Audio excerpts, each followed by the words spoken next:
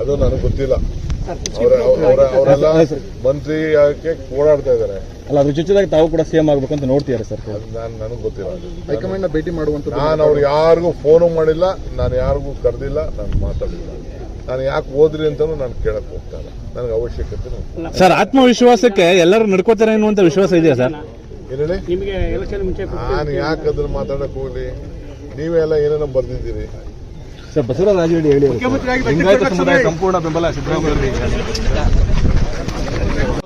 High command ತೀರ್ಮಾನ ಮಾಡುತ್ತೆ ಅನ್ನುವಂಥದ್ದು ಕೂಡ ಹೇಳಿದ್ದಾರೆ ಸರ್.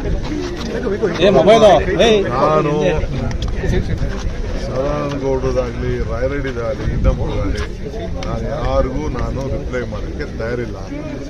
ನಾನು ಅವ್ರು ಯಾರಿಗೂ ಸ್ಪೋಕ್ಸ್ಮನ್ ಅಲ್ಲ. ಸೋಮಣ್ಣರು ಕೂಡ ಹೇಳಿರುವಂಥದ್ದು ಸರ್. ಪುನಸ್ಕಾರಗಳು ನಡೀತಾ ಇದೆ. ಡಿ ಕೆ ಶಿವಕುಮಾರ್ ಅವರು ಸಿಎಂ ಆಗಬೇಕು ಅಂತ ಬಹಳ ಪ್ರಮುಖವಾಗಿ ಇವತ್ತು ಖರ್ಗೆ ಮತ್ತು ರಾಹುಲ್ ಗಾಂಧಿ ಅವರು ಒಂದು ಫೈನಲ್ ತೀರ್ಮಾನ ಮಾಡ್ತಾರೆ ಅನ್ನೋಂಥದ್ದು ಚರ್ಚೆ ಆಗ್ತಾ ಇದೆ ಸರ್. ನನಗೆ ಇವತ್ತು ಪೂಜೆ ಮಾಡೋದು ಮುಖ್ಯ ಅಲ್ಲ.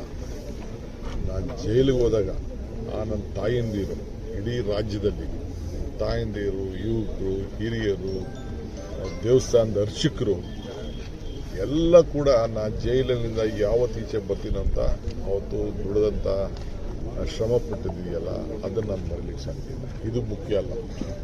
ಆಮೇಲೆ ನಾನು ಜೈಲಿಂದ ಈಚೆ ಬಂದಾಗ ಆ BJP ಬಿಸಿಲಿ, ಆ BJP ಸರ್ಕಾರದಲ್ಲಿ, ಇವತ್ತಿನ ಕಾಂಗ್ರೆಸ್ ಸರ್ಕಾರ ಇದೆ ಈ ರಾಜ್ಯದಲ್ಲಿ, ಅಷ್ಟಿದ್ರೂ ಕೂಡ ಪೊಲೀಸವರು ಥ್ರೆಟನ್ ಮಾಡಿದ್ರು.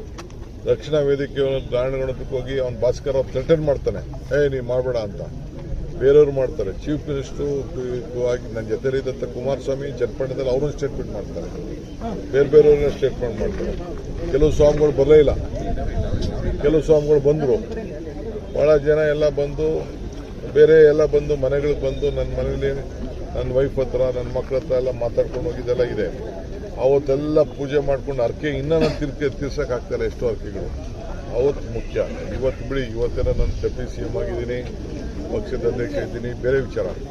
ಆ ಕಷ್ಟ ಕಾಲದಲ್ಲಿ ಎಷ್ಟೋ ಜನ ಚಪ್ಪಲಿ ಹಾಕಿರಲಿಲ್ಲ. ನಾವು ಇವತ್ತು ನನ್ನ ನೆನಪಿದೆ. ಕೆಲವರೆಲ್ಲ ಜೈಲ್ ಹತ್ರ ಬಂದು ನನ್ನ ಕಾಯ್ಕೊಂಡು ನಿಂತ್ಕೊಳ್ಳೋರು, ನಾನು ಹೊರಗಡೆ ಬರಬೇಕಾದ್ರೆ ED ಆಫೀಸ್ ಹತ್ರ ಬಂದು ಕಾಯ್ಕೊಂಡಿರೋರು, ED ಕೋರ್ಟ್ ಹತ್ರ ಬಂದು ಕಾಯ್ಕೊಂಡು ಕೂತಿರೋರು, ಚಪ್ಪಲಿನೇ ಅವ್ರದ್ದಿಲ್ಲ. ಅಂಥವರೆಲ್ಲ ಡೆಲ್ಲಿಗೆ ಫ್ಲೈಟಲ್ಲಿ ಬಂದು ನನ್ನ ಮಕ್ಕ ತೋರಿಸ್ಬೇಕು ಅಂತ ನನಗೆ ಆತ್ಮಧೈರ್ಯ ಕೊಟ್ಟರಲ್ಲ, ಅದು ದೊಡ್ಡದು ಸರ್. ಇವತ್ತೊಂದು ಫೈನಲ್ ಆಗುತ್ತೆ ಅನ್ನೋಂಥದ್ದು, ಫೈನಲ್ ಆಗುತ್ತೆ ಅನ್ನೋದು ನನಗೆ ಗೊತ್ತಿಲ್ಲಪ್ಪ. ನಾನೇನು ಕೇಳಿಲ್ಲ. ನನಗೆ ನಾನು ಚೀಫ್ ಮಿನಿಸ್ಟರ್ ಮಾಡಿ ಅಂತಲೂ ಇದು ನಮ್ಮ 5-6 ಜನದ ಗುಟ್ಟಿನ ವ್ಯಾಪಾರ. ನಾನು ಇದನ್ನು ಬೈರೋಂಗ ನಾನು ಮಾತಾಡೋದು. ನಾನು ನಂಬಿರೋದು ನಮ್ಮ ಆತ್ಮಸಾಕ್ಷಿ.